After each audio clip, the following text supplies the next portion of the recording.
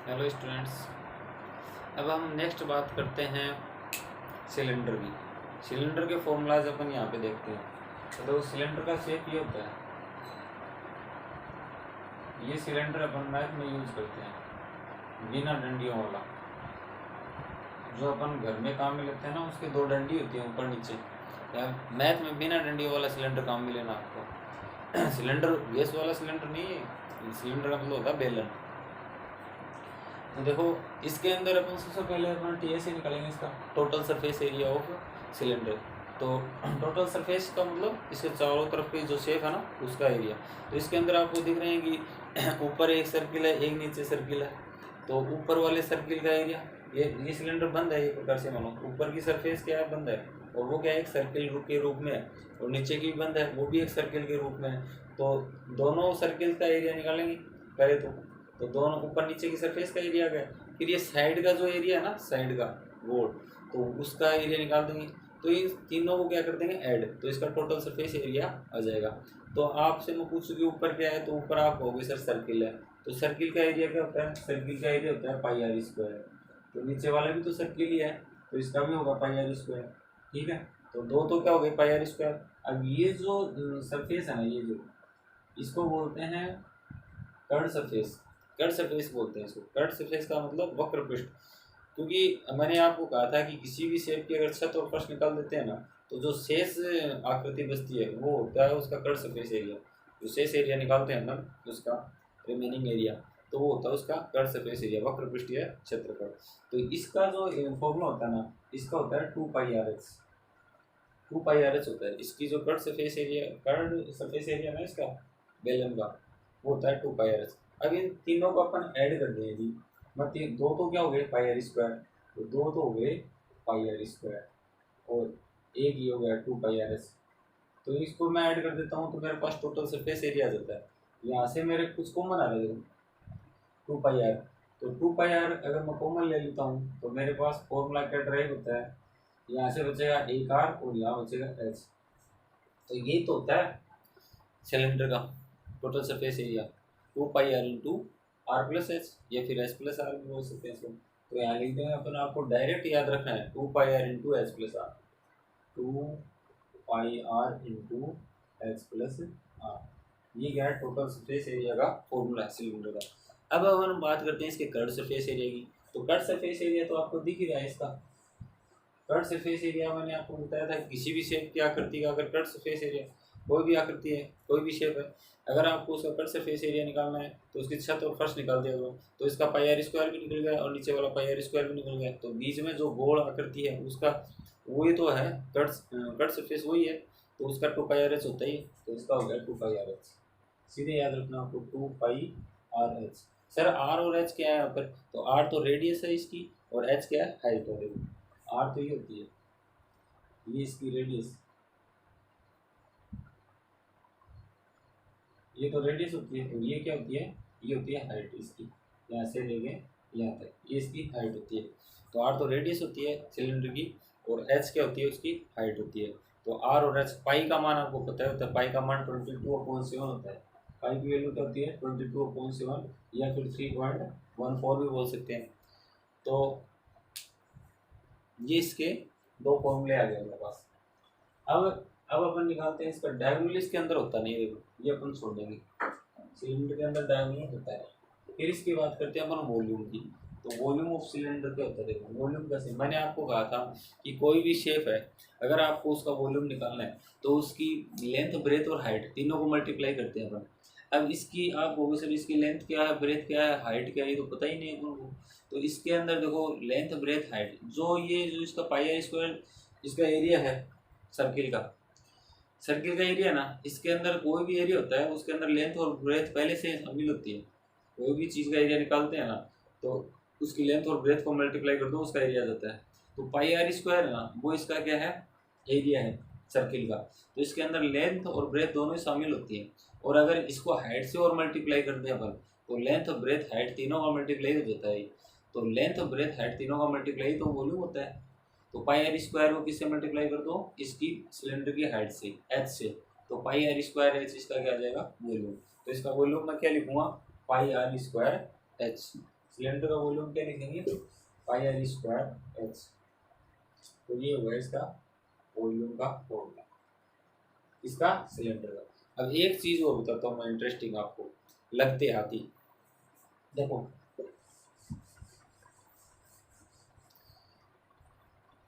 ये होता है सिलेंडर,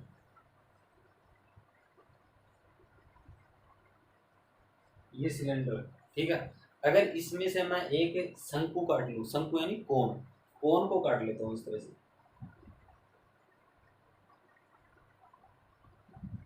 इस तरह से मैंने इसको शंकु को काट लिया, ये शंकु, ये कोण है, तो ये मैंने इसमें से काट लिया, ठीक है।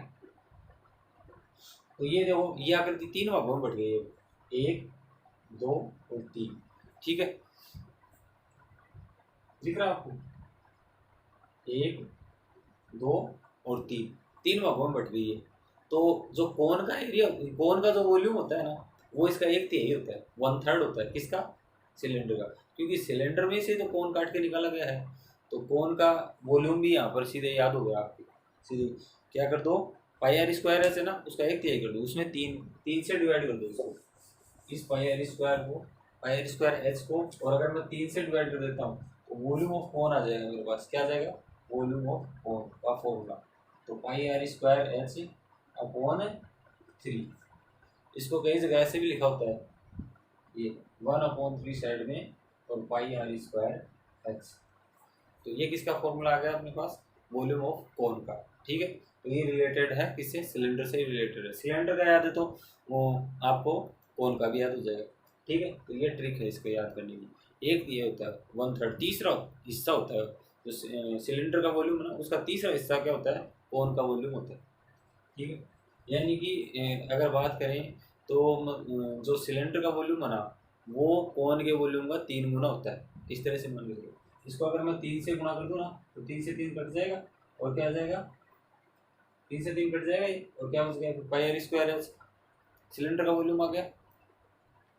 अब देखो टोटल सरफेस एरिया ऑफ कोन की बात करते हैं। कोन क्या होता है, ये होता है कोन, अभी बना के दिखाया मैंने, ये कोन होता है। इसमें एक तो क्या होती है, रेडियस, ये तो इसकी रेडियस होती है, ये इसकी क्या होती है, हाइट 90 डिग्री, और ये इसकी होती है स्लैंट हाइट, ठीक है। ये क्या होती है इसकी, slant height, slant height, slant height. तो स्लैंट हाइट का फॉर्मूला क्या होता है इसका, स्लैंट हाइट का फॉर्मूला होता है L equal under root R square plus H square, ठीक है। ये पाइथागोरस थ्योरम से आ गया। देखो ये 90 डिग्री का एंगल है, तो ये राइट एंगल बन गया ना, तो राइट एंगल ट्रायंगल बन जाए। राइट एंगल ट्रायंगल का तो 90 डिग्री के सामने होता है, वो क्या होता है, हाइपोटेनस। तो अपन जानते हैं हाइपोटेनस कैसे निकालते हैं। हाइपोटेनस निकालने के लिए बेस और उसका परपेंडिकुलर का स्क्वायर करके ऐड कर देते हैं अंडर रूट इस तरह से। तो ये बेस आर है और परपेंडिकुलर क्या हो गया एच, तो परपेंडिकुलर का स्क्वायर प्लस बेस का स्क्वायर, तो एल इक्वल आ गया under root R square plus H square. ये पाइथागोरस थ्योरम से आया, ठीक है, ये बताएंगे। तो ये एल को आपको याद रखना है, सीधा एल का फॉर्मूला सीधे याद रखना है, ये पाइथागोरस थ्योरम से आया, ठीक है। तो under root L R square plus H square होता है। फिर सर ये काम में क्या आएगी, एल, तो काम में क्या आएगी, देखो T S A of cone, T S A of cone निकालना, total surface area of cone. तो total surface area of cone निकालने के लिए क्या करेंगे अपन, देखो कोन के ऊपर क्या होता है, ये जो ऊपर का भाग है ये क्या होता है, आपको दिखाई नहीं दे रहा जो यहाँ पर है, ये ऊपर तो क्या होता है, इसके सर्किल होता है। तो सर्किल का एरिया क्या होता है, सर्किल का होता है पाई आर स्क्वायर। और ये जो कोनिकल पार्ट है ना इसका, इसको बोलते हैं इसका थर्ड सरफेस एरिया। तो इसका एरिया होता है पाई आर एल। तो पाई आर एल और इसको मैं अगर जोड़ देता हूँ पाई आर स्क्वायर को, तो इसका टोटल सरफेस एरिया चाहिए। तो टोटल सरफेस एरिया मेरे पास क्या आ जाएगा, कौन का देखो, टोटल सरफेस एरिया मेरे पास हो जाएगा पाई आर स्क्वायर, देखो pi are square plus pi r l. तो इसको जोड़ूंगा तो पाई आर में कॉमन ले लूँगा, तो क्या आएगा L plus R, R plus L आएगा, तो आर प्लस एल को एल प्लस आर भी लिख सकते हैं। तो ये आ गया, सीधे आपको याद रखना है क्या आ गया, pi r into l plus r, ठीक है। तो पाई आर स्क्वायर, इसको पाई आर स्क्वायर और इसको जोड़ने पर प्राप्त हुआ है ये पाई आर एल को, पाई आर एल इसका कर्व सरफेस एरिया। तो कर्व सरफेस एरिया क्या होगा, सी एस ऑफ कौन क्या होगा पाई आर एल, ये आपको मैंने बता ही दिया। और एल स्लैंट है भाई आपको, अब इसका डायगोनल डायगोनल डायगोनल इसमें भी नहीं होता है, ठीक है, इनमें डायगोनल नहीं होता है, सिलेंडर और उसमें कोन में कोई डायगोनल नहीं होता है। तो ये थे सिलेंडर और कोन के फॉर्मूले, ठीक है, इसको नोट कर लेना, इनको आप समझ के।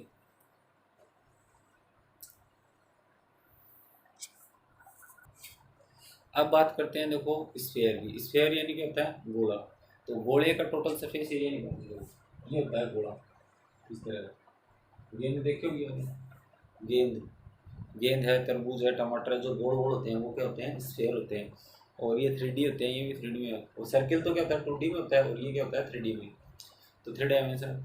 तो देखो इसका अपन बात करते हैं सबसे पहले टोटल सरफेस एरिया की। तो टोटल सरफेस एरिया कैसे निकालेंगे, जैसे ये एक सर्किल है, एक सर्किल है मान लो इसके तरफ। तो एक सर्किल को आप घुमाओगे ना तो वो एक गोले की शेप बनेगा।